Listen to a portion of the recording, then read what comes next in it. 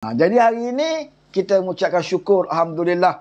Ini rezeki Allah turunkan kepada rakyat Malaysia, terutamanya kepada kaki tangan awam. Ya, bukan daripada Anwar Ibrahim. Duit itu bukan poket daripada poket Anwar Ibrahim. Dia pun tak ambil gaji, saudara. Ya, duit itu datangnya daripada rezeki yang Allah turunkan melalui hamba-Nya. Ya, yang menjadi pemerintah sekarang ini, yang jadi Perdana Menteri kita. Bila negara ini ditadbir dengan baik, ya, pemimpinnya mempunyai keikhlasan, insya-Allah Allah akan turunkan rezeki. Kadang-kadang rezeki yang tidak disangka-sangka. Ya, seperti mana ayat yang menyatakan wa may yattaqillaha yaj'al lahu makhraja wa yarzuqhu min haitsu la yahtasib wa may yatawakkal 'ala Allah fa huwa hasbuh. Ini ya, ayat yang tentang kita kena baca doa selalu supaya Allah turunkan rezeki yang kadang-kadang kita tak sangka. Macam negara kita ni lah, mana kita sangka Anwar balik umum bonus dalam keadaan hutang 1.5 trilion.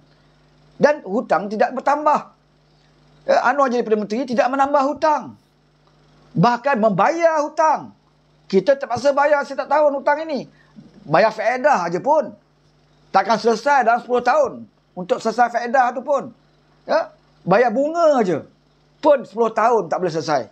Tapi Anwar, ya, tanpa menambah hutang, bahkan kita membayar hutang, tetapi Anwar masih fikir kaki tangan awam ini dah 12 tahun tak pernah menikmati kenaikan gaji.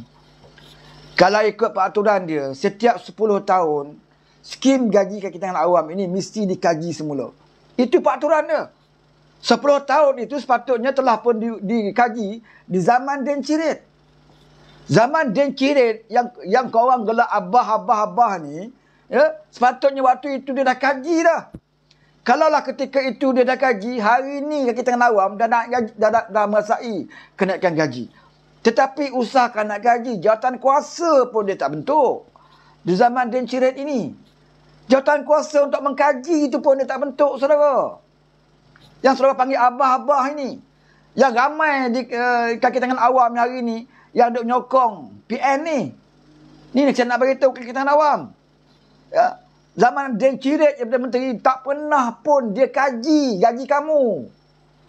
Masuk Pak Long Mae pun sama.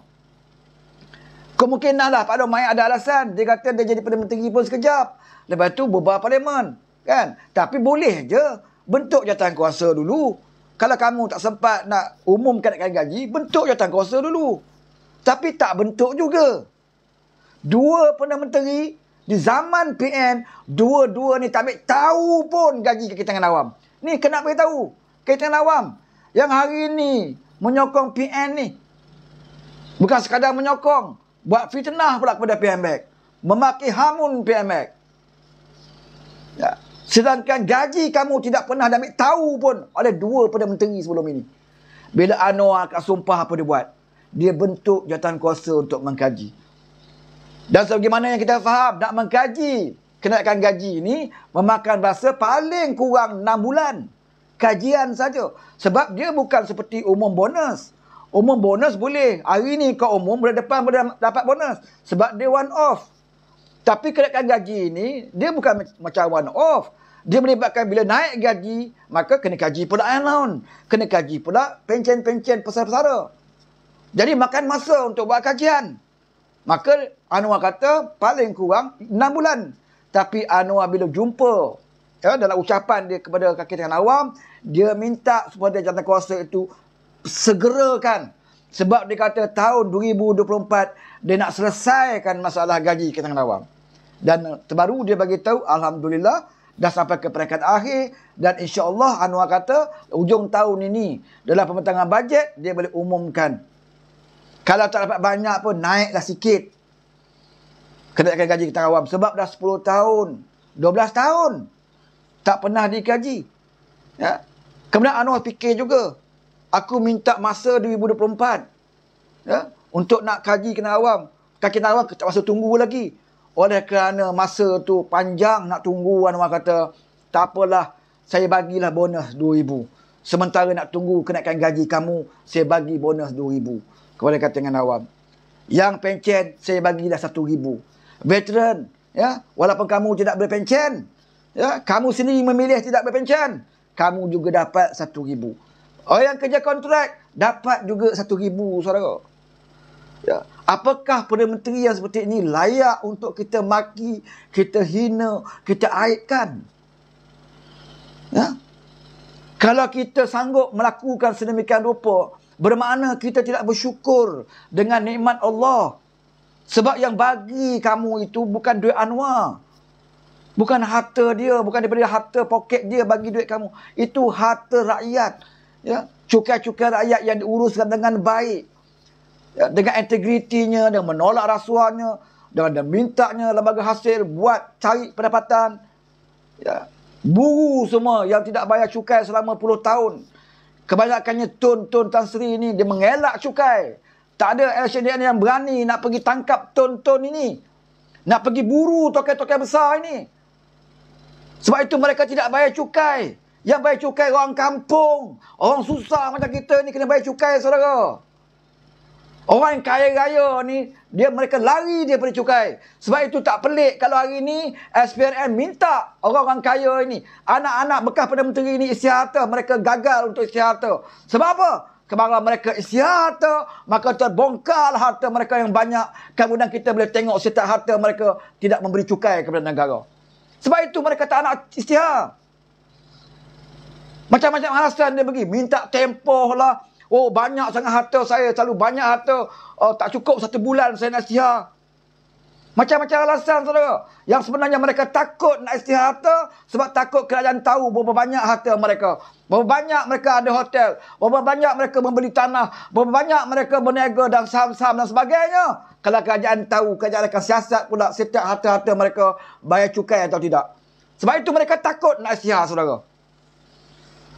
Mereka lah yang hisap darah kita selama ini. Yang menghisap darah orang miskin dalam Malaysia ini. Mereka lah sebenarnya. Hari ini bila mereka diseret ke mahkamah, mereka berlakon seperti orang susah. Mereka berlakon seperti peminta sedekah. Naik kursi roda cokia pergi ke mahkamah. Tunjuk muka sedih. Tunjuk macam OKU. Oh, kesianan saya dah tua, mata saya sebelah. Orang inilah yang puluhan tahun mereka terselamat, saudara. Puluhan tahun dia hisap darah rakyat. Ketika rakyat angkat bendera putih, mana pergi puak-puak ini? Mana pergi Tun ini? Mana pergi anak-anak Mahathir waktu rakyat angkat bendera putih? Hari ini, bila mereka diseret ke mahkamah, dia minta rakyat bangkit lawan Anwar Ibrahim. Orang yang bodoh saja yang akan ikut cakap mereka. Orang yang tak sedar diri. Yang tak pernah baca sejarah. Yang tak tahu bahawa mereka ditipu puluhan tahun oleh puak-puak ini. Mereka akan bersimpati dengan mereka bila mereka dihadap ke mahkamah. Hari ini menantu bekas Perdana Menteri pun tak balik-balik, saudara. Semalam, SPRM sebut anak menantu Muhyiddin Yassin akan diseret ke mahkamah atas banyak pertuduhan berkenaan pecah amanah. Sebab itu dia tak balik, saudara. Tak balik. Tak balik. Dan SPM tahu tak dapat dikesan di mana dia duduk. Sampai bila dia nak menyuruh. Ya. Mustahil Muhyiddin tak tahu menantu duduk mana. Tapi takkan Muhyiddin nak bagi tahu. Menantu. Menantu abah. Ya, menantu abah. Itu pun masih ada yang sokong. Itu pun masih ada yang sokong, saudara. Kita sanggup sokong abah yang macam itu daripada kita nak menyokong seorang Perdana Menteri yang tak ambil gaji. Seorang Perdana Menteri yang sanggup dikata apa sahaja asalkan aku masuk dalam mulut rakyat Malaysia. Dia boleh makan, saudara. Ini sebab tu saya katakan Perdana Menteri kita tidak memburu kepada populis. Kalau dia nak populis boleh aja. Dia angkat sumpah itu hari pun berapa ramai kumpulan-kumpulan yang minta dia keluarkan dia ke WSP. Anwar tak layan, saudara. Dia tak layan. Dia sanggup dikecam. Dia sanggup dihina. Daripada dia nak minta ke orang korek tabung ke orang sendiri. Sebab Anwar tahu dah 3-4 kali dah kamu korek tabung. Dan Anwar tahu 3-4 kali kamu korek tabung kamu, bukan duit tu bertambah kurang.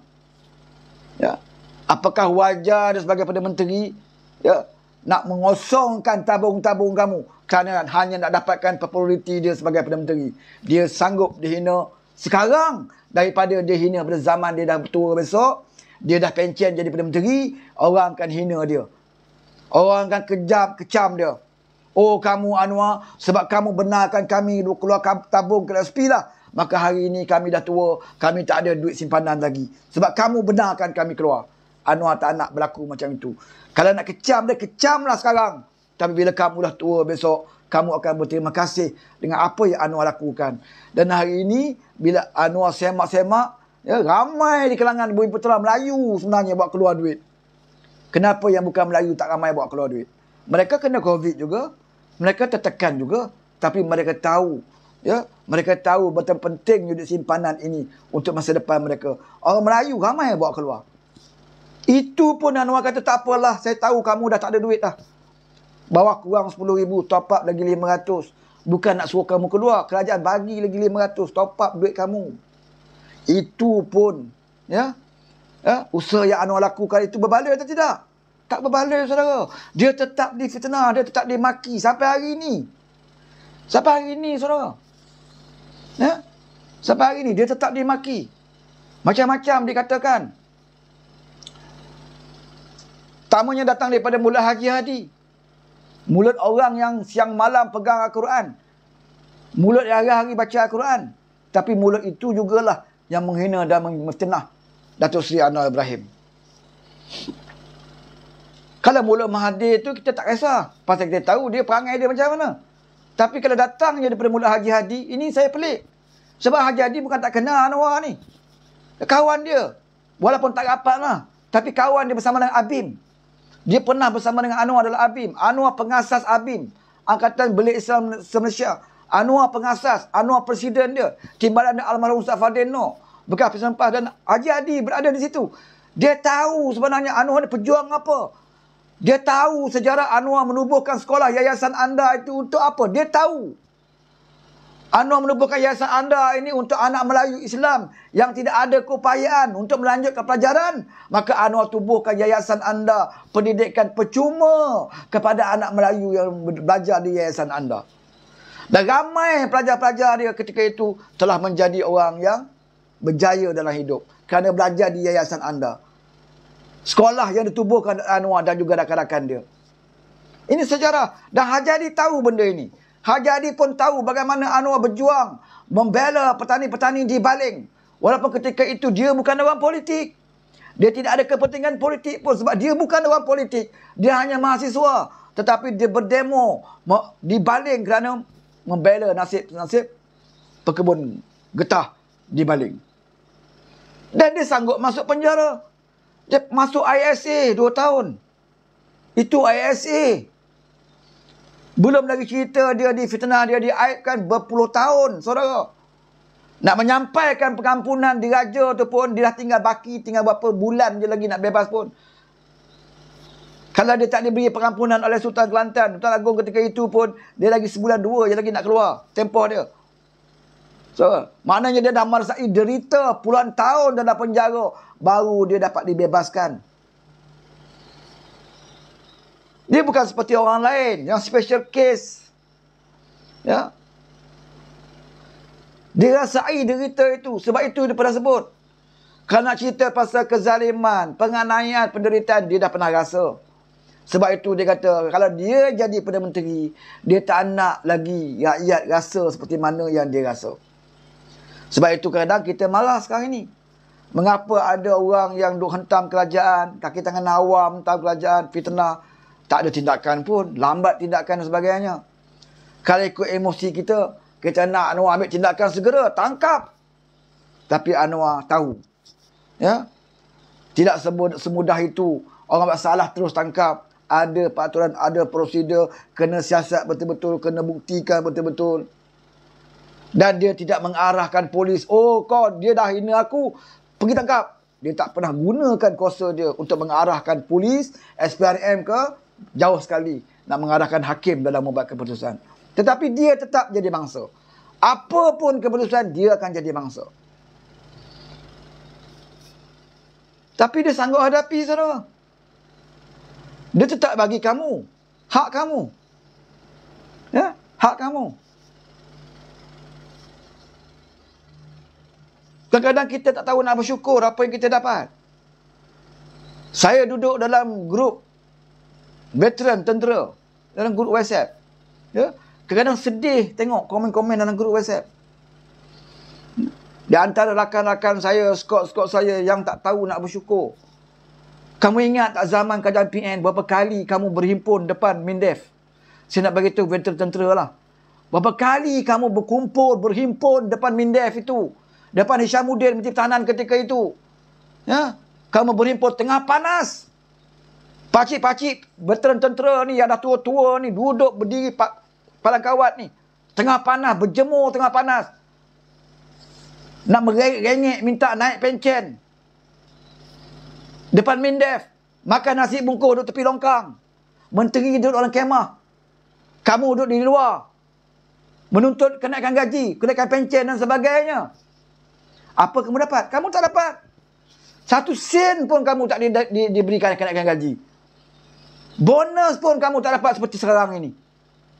Yang kamu dapat apa dah? Kamu penat. Kamu pergi ke Mindef tu pun keluar minyak. Kereta kamu pergi balik. Makan minum kamu. Kamu keluar dari poket sendiri. Berhimpun tengah panas. Berpeluh-peluh. Dah lah askar dulu kamu berkawat. Duduk tengah panas. Sampai dah pencen. Dah tua pun. Masih lagi nak berdiri terpacak dekat situ. Menyembah menteri. Minta kaji pencen. Kaji kenaikan gaji dan sebagainya. Tak dipedulikan pun. Di bawah kerajaan 33 bulan. Tetapi di bawah kerajaan PMX saya nak bagi tahu, kamu tak perlu berhimpun, kamu tidak perlu berdemo, kamu tidak perlu menjerit. PMX umumkan kenaikan gaji bagi kaki tangan awam, termasuk polis, tentera, dan bonus juga kepada kamu yang berpencen ke tidak berpencen dan tentera ni dapat juga RM1,000. Selama ni 200,500 saya nak bagi tahu. Sebab saya pasal ada tentera saya tahulah. Saya dapat 200,500 berapa tahun? Saya dapat 200,500, saya berpencen. Saya dapat 200,500. Yang tak berpencen 1 sen pun tak dapat. Kawan-kawan saya yang tidak berpencen menganga mulut, keluar dia basi. 1 sen mereka tak dapat, saudara. Di bawah kerajaan Perkhidmatan Nasional. Hari ini saya berpencen dapat 1,000. Yang tak berpencen, skot saya yang tak berpencen pun dapat 1,000. Tapi yang tak berpencen tu dah dalam grup hari ini duk maki PMX. Sebab tu saya katakan ini manusia yang takkan senang hidup mereka. Sebab apa? Sebab mereka tidak pernah bersyukur dengan apa yang mereka dapat. Bercakap dalam grup WhatsApp, oh 1,000. Sekarang ni 1,000 nak buat apa? 1 hari 2 hari habislah. Tengok. Daripada 1 sen pun tak dapat. Ini kawan kita ringgit jatuh. Ringgit jatuh pun tetap dapat 1,000 lah. Ringgit jatuh pun tetap kita kena awam dalam makan 2,000 lah. Kamu ringgit, zaman kamu dulu, dah lah ringgit jatuh. Bonus pun tak dapat 2,000. Zaman PN ringgit jatuh, bonus tak dapat. Orang makan kena angkat bendera putih. Penganggur bersama, pelaburan tak masuk. Tandas tak boleh nak repair. Quarters tak boleh nak repair. Gaji tak boleh nak naik. Itu bezanya, saudara. Duk main isu ringgit. Macamlah kamu ni beli nasi lemak dengan dolar mereka dan sebagainya. Sembanglah. Ya. Kejatuhan harga ringgit memang ada kesan. Bohong je tak ada kesan. Naik atau turunnya nilai ada kesan. Tapi yang pentingnya bagaimana seorang pemimpin itu meimbangi kesan itu. Itu yang penting. Beza dengan Dencirit, jatuhnya nilai ringgit 4 kali zaman PN naikkan OPR. Saya nak bagi tahu. Ni saya nak bagi tahu yang balul-balul dalam komen ni. Itu fakta. Zaman kamu ringgit jatuh 4 kali kamu naikkan OPR. Ramai yang menanggung hutang di bank-bank kena bayar tinggi kerana OPR naik. Di zaman Anwar Ibrahim, saudara, semenjak dia akan sumpah sekali saja OPR naik. Hari ini jatuh, OPR tetap tak naik. Sebab bagi Anwar, kalau dia nak naikkan balik OPR, kalau dia nak naikkan balik dalam ringgit, boleh dengan mudah. Dia naikkan OPR 2-3 kali, naiklah ringgit. Tapi yang menderita siapa? Saudara. Yang berhutang kereta, rumah dan sebagainya. Bagi Anwar, dia sanggup dikecam. Asalkan saudara tidak menderita dengan pembayaran bank, hutang dan sebagainya. Dia berbeza dengan dencirit. Jatuh nilai ringgit dencirit, OPR 4 kali. 4 kali, saudara. Di bawah 2 Perdana Menteri. Semua Perdana Menteri tak reti nak berfikir cara lain. Nak menyelesaikan paling mudah, jatuh je ringgit, naik ke OPR. Oh, selesai masalah. Yang menderita rakyat. Pengangguran bertambah. Gaji tak naik. Rakyat nak makan, angkat bendera putih. Duit rakyat diguna untuk apa? Renovate rumah Perdana Menteri. Ni. Rakyat nak makan angkat bendera putih, Perdana Menteri renovate rumah 38 juta. Order Mercedes baru. Main golf. Tutup masjid, buka tempat judi. Ini kerajaan kamu 46 bulan. Menteri Kabinet ramai. 74 orang. Termasuk duta khas bertaraf menteri. Semua rakyat bayar gaji dia orang. Tak payah datang parlimen, parlimen ditutup. Tak ada kerja. Main telur kat rumah, gaji jalan, allowance jalan. Tak payah datang pejabat, PKP, duduk di rumah, gaji jalan, allowance jalan. 74 orang ni yang dilantik sebagai menteri. Potong gaji pun tak nak buat. Anwar tak nak ambil gaji. Sampai sekarang menteri masih lagi dipotong gaji. Saudara, bonus kamu dapat. Kenaikan gaji, kamu akan boleh kenaikan gaji tahun ini. Itu beza dia. Jatuh ringgit, bagaimana nak mengimbang? Ya? Mengimbangkan kejatuhan nilai ringgit itu dengan rakyat. Supaya kejatuhan nilai ringgit ini tidak terkesan kepada rakyat. Kecuali kalau ringgit jatuh, maka tak jadilah bonus. Kita bagi 1,000 je lah. Kita bagi 700 je lah. Sebab apa ni ringgit dah jatuh, ekonomi teruk. Kan? Kita naikkan balik lah. Ni. Harga ayam kita naikkan balik, semua kita naikkan balik. Pasal apa? Ringgit jatuh. Sebab itu kita nak pemimpin yang bijak. Bila ada masalah, bagaimana nak mengimbangi masalah? Sebab turun naik ringgit ni, ya, ini biasa mana-mana negara. Turun naik ringgit biasa. Mana-mana negara berdasar kepada situasi keadaan dan semasa. Tapi yang pentingnya bagaimana pemimpin nak mengimbangi benda ni. Supaya tidak memberi kesan yang besar kepada rakyat. Ini yang berjaya dilakukan oleh Anwar Ibrahim. Yang tidak boleh dilakukan oleh Dencirit. Bila ditanya kenapa tak buat dulu COVID. Kenapa tak buat dulu COVID. Kenapa RU355 tak boleh buat COVID. Semuanya COVID. Tapi kalau menyakau, dah COVID pun boleh menyakau. Isytihar darurat. Bila isytihar darurat, nak belanja duit negara, tak perlu nak dibahaskan lagi. Sebab ikut akta darurat, boleh guna segala duit kerajaan. Tak perlu nak bahas. Tak perlu diluluskan oleh parlimen. Parlimen pun tutup. Hebat sangat kamu jadi pemimpin dulu. Hebat sangat. Hutang bertambah. Ini dia buat PMX. Ekonomi macam ini pun dia tak ambil hutang. Bahkan dia bayar hutang. Kita jadi pelik. Macam mana dia dapat duit? Hutang tak bertambah. Bahkan kita bayar hutang. Tapi dia boleh settle hutang sedar. Dia boleh beri peruntukan kepada sekolah-sekolah universiti masalah air. Di Kelantan, lagi tinggi dia bagi peruntukan. Termasuk juga di Kedah. Di negeri pemangkal peruntukan lebih tinggi. Kenapa dia boleh selesaikan itu di Sabah dan Sarawak? Bagi balik MA63. Ya. Banyak kerajaan pusat kerugian sebenarnya. Bila kita serahkan perjanjian MA63 kepada Sarawak. Tapi itu dah perjanjian. Anwar bagi kepada Sabah dan Sarawak. Untuk diuruskan. Walaupun kerajaan pusat kehilangan pendapatan. Tapi itu perjanjian. Dia perjanjian pemimpin yang terdahulu. Tapi Anwar yang tunaikan, saudara. MA63 ni berjanji tahun 63, saudara. Tak ada satu Perdana Menteri pun yang nak tunaikan janji ini. Di bawah PMX yang berjaya menunaikan janji ini, saudara. Sebab bagi Anwar, ya, dalam Islam ni bila kamu dah berjanji, wajib kamu tunaikan. Semampu, sedaya upaya kamu mesti tunaikan. Dan itulah yang dilakukan oleh Anwar Ibrahim.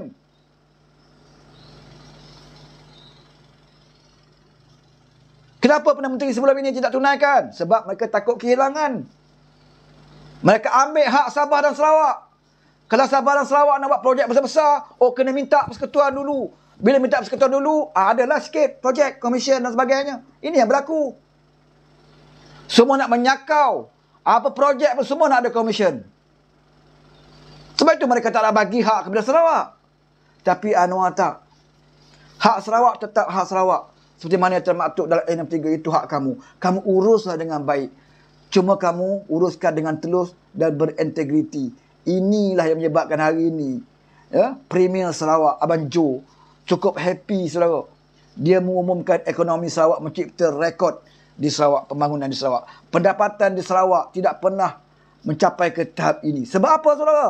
Sebab dia mendapat kerajaan pusat yang dipimpin oleh seorang Perdana Menteri yang berintegriti, yang memberikan hak kepada rakyat Sarawak untuk menguruskan negeri dia.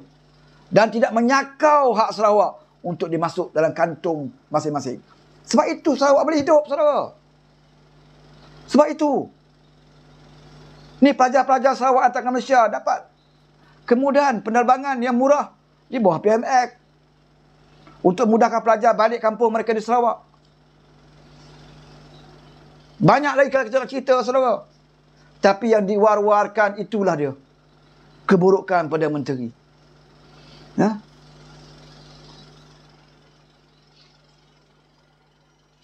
Sebab itu mereka dalam parlimen, kalau kita tengok wakil mereka dalam parlimen, tak ada idea. Tak ada idea. Satu-satunya Perdana Menteri yang berani berdepan dengan soalan. Sebelum ini, Din Cirit saya cerita lah.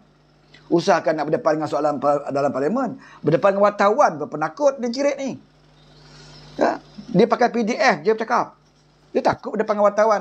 Tapi Perdana Menteri kita, ya, setiap sesi parlimen, satu sesi khas setiap hari Selasa, ya, diperuntukkan setengah jam untuk mana-mana ahli parlimen bertanya kepada dia direct. Dan dia akan jawab. Terus sembang dekat luar. Dugu-degar macam Haji Hadi.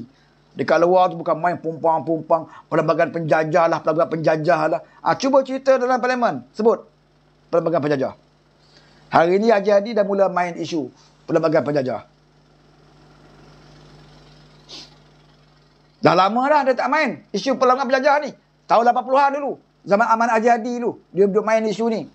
Kita menentang UMNO Barisan Nasional bukan kerana namanya UMNO Barisan Nasional. Kita menentang UMNO Barisan Nasional kerana dia mengekalkan perlembagaan penjajah. Dia mengekalkan perlembagaan kafir. Maka kita menentang mereka. Menentang mereka adalah jihad.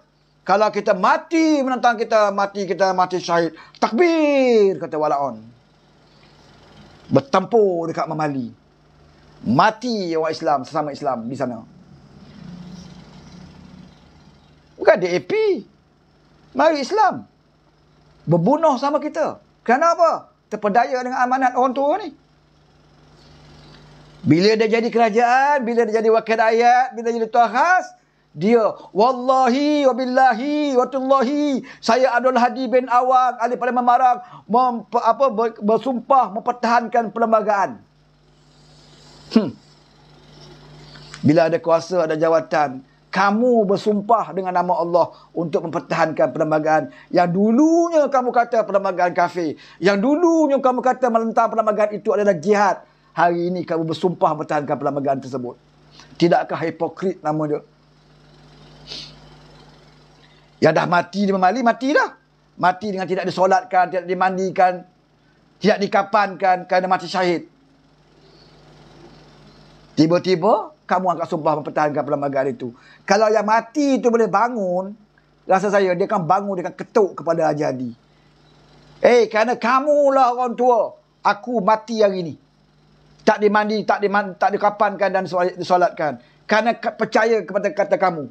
Tapi kamu hari ini akan sumpah mempertahankan perlembagaan itu. Kenapa, saudara? Kerana jawatan dan kedudukan. Lupa kepada prinsip tunggang agama semau-maunya. Ini yang berlaku. Hari ini dia ulang balik ucapan yang sama. Buka dalam page dia, minda presiden. Oh, perlembagaan penjajah, perlembagaan load rate dan sebagainya. Kamu 33 bulan jadi kerajaan. Itulah perlembagaan dia. Perlembagaan penjajah itulah yang kamu sanjung. Perlembagaan penjajah itulah hari ini yang berikan gaji kepada kamu, yang akan berikan pencen kepada kamu. Wahai Haji Hadi, saya nak beritahu. Itulah perlembagaan yang mengangkat kamu sebagai duta khas Timur Tengah walaupun makan gaji buta. Bila tak ada kuasa, baru nak sedar, oh, perlembagaan ini penjajah. Bila ada kuasa, lupa diri. RU355 yang kamu heboh-hebohkan tu, sikit pun kamu tak sebut waktu kamu jadi kerajaan. Alasan COVID, alasan kerengga.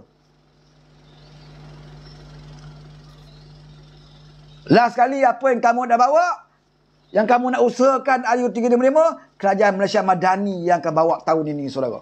InsyaAllah. Ini yang diumumkan oleh Menteri Agama. Kita tak gunakan RU355 sebagai modal kempen politik kita. Kita tak gunakan sebagai slogan. Kita tidak pernah berdemonstrasi pun. Tak pernah kita berhimpun pun. Tak pernah kita tempah baju ungu warna biru tu. Baju warna ungu tu. RU355. Tak kita buat stiker pun. Tapi kita laksanakan. Kamu berhimpun di Padang Merebuk. Sampai tak sempat nak naik rumput pada Merebuk. Berdemonstrasi dekat situ. Berceramah dekat situ. Jual baju ungu RU355. Jual stiker kereta RU355. Orang tua daripada Kedah tu kaya basikal pakai baju biru. Baju ungu tu. Kaya basikal. Pergi kepada Merebuk. Kena perjuangkan RU355. Kamu beritahu penyokong kamu. RU355 itulah hudud. Derma lah wahai tuan-tuan. Kita nak buat RU355 ni. Kita perlukan dana. Berebut one on. Masukkan duit dalam tin Milo. Last sekali. Bila Tuhan bagi kuasa. Walaupun boleh tebuk atap. Kamu tak lakukan. Kamu tak lakukan. Dan sebut pun tak pernah dalam parlimen. Itu hikmah Tuhan bagi kamu ke tebuk atap. Ada hikmahnya, saudara. Supaya rakyat umat Islam khususnya kenal watak pemimpin-pemimpin PAS ini. Bila tak ada kuasa, OPTPTN akan hapus semua. Bila ada kuasa, tak buat. Berbunyi pun tidak. Hari ini berbunyi balik. Tapi Alhamdulillah, di bawah Kerajaan Malaysia Madani, kita tidak perlu tunggang agama ini. Kerana agama bukan untuk ditunggang. Agama adalah untuk diamalkan. Bagi kita, agama adalah untuk diamalkan. Sedaya upaya. Sebab tu Datuk Seri Ariff sebut, islah mastata' tu. Bermakna berusaha melakukan perubahan sedaya upaya. Selebihnya, tawakal ala Allah. Serah kepada Allah. Allah tahu keupayaan kita. Allah tahu dugaan dan halangan kita. Dan Allah tak minta semuanya dibuat. Tetapi takkanlah jangan kamu tinggalkan. Tak boleh buat semua. Jangan tinggalkan semua. Ini yang Anwar buat. Sebab itu dia selalu sebut. Dalam pentadbiran dia. Ya, dia menggunakan fake alawiyah. Bermakna mana yang lebih utama diutamakan dulu. Bukan macam PAS. Dapat kerajaan tutup kedai judi dulu. Masalah air tak selesai. Rakyat Kelantan, rakyat di negeri masing-masing dia nak berak pun pakai tisu lagi. Sibuk tutup kedai judi. Keperluan asas rakyat. Bila ada masalah paling mudah solat hajat. Apa idea lain tak ada. Ramai orang kerja kat jabatan, solat hajat kat jabatan. Kejap lagi orang bunuh diri dalam jamban, solat hajat dalam jamban. Itu bukan penyelesaian sebagai pemimpin. Kalau nak minta tolong dengan Allah, boleh. Usaha dulu. Buat kajian tu. Kenapa ramai sangat mati bunuh diri kat jabatan ni? Apa sebab? Masalah tertekan ke? Ataupun kerana mental rosak kerana selalu minum air berkarat ke? Kan sebab minum air boring kat Kelantan tu mungkin menyebabkan mental jadi tak betul. Buat kajian. Putus cinta ke? Tak ada kerja, pengangguran di Kelantan banyak sangat tak ada kerja ke? Bunuh diri. Ataupun jabatan itu tidak ada ciri keselamatan. Mudah sangat orang nak terjun. Atasi dulu. Bila semua atasi, baru kita minta dengan Tuhan. Bantuan Tuhan. Solat hajat. Ini tak buat apa-apa, solat hajat kat situ. Sambil solat hajat, aku cek derma. Itu yang pandai. Ni air masalah di Kelantan ni. Pergilah solat hajat dekat Sungai Kelantan tu. Solat hajat kat Sungai Golok tu. Supaya Allah sebab Allah bagi. Tiba-tiba setiap rumah ada je air bersih. Masalah air tak selesai. Tapi kaki tangan air Kelantan dapat bonus 10,000 seorang. Selalunya dapat bonus ni kalau kamu cemerlang buat kerja, boleh dapat bonus. Ya? Cemerlang. Kalau kilang mana-mana pun kalau nak bagi bonus pekerja dia, cemerlang, kilang itu cemerlang. Produktiviti dia meningkat. Baru bagi bonus. Ini selesai masalah air. Tak selesai. Tapi kaki tangan syarikat air Kelantan dapat bonus RM10,000. Rakyat. Rakyat betul lah. Nak air ke nak Islam? Nak air ke nak Islam? Tu lah. Tak apalah tak ada air kat dunia. Sok-sok masuk syurga. Boleh air Zamzam. Air Zamzam. Minumlah air Zamzam tu. Masuk syurga. Dunia tak apalah minum air boring pun. Air Milo teh tarik pun tak apa. Sah buat ambil wuduk sah.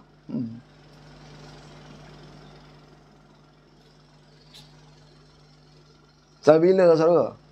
Sampai bila kita ni? Islam tak ajar macam tu. Ya? Islam tidak ajar kita sengaja menjadikan kita mundur dan bermasalah. Sepatutnya dalam negara kita ni, negeri yang dipimpin oleh parti bernama Islam ni, sepatutnya dia beri contoh kepada negeri lain. Bahawa Islam memerintah, tengok kemajuan ada. Ya, rakyat terjaga. Kesihatan rakyat okey. Masalah jalannya kurang. Kemiskinan kurang. Barulah orang tertarik dengan pentadbiran Islam. Sebagai contoh.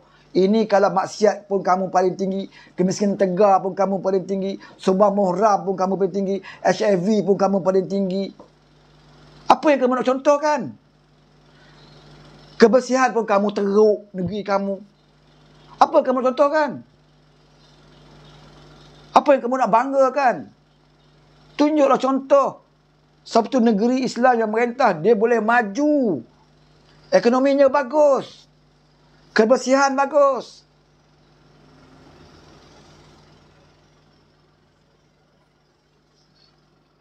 Okey, dah nak maghrib saudara. Dah maghrib ni kan? Jadi saya minta terima kasih banyak kepada saudara yang sempat bersama saya walaupun sekejap. InsyaAllah kita jumpa lagi di lain masa. Terima kasih kepada pemberi-pemberi gift. Ya, kepada pemberi-pemberi gift, terima kasih banyak.